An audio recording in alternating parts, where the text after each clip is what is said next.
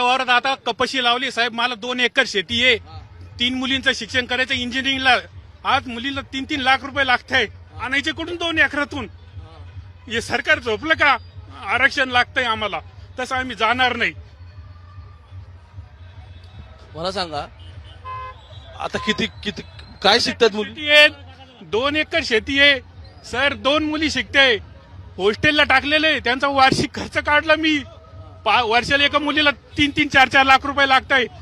पूर्ण डिग्री घ्यायला 4-5 वर्ष लागताय. डिप्लोमाला 3 वर्ष, डिग्रीला 4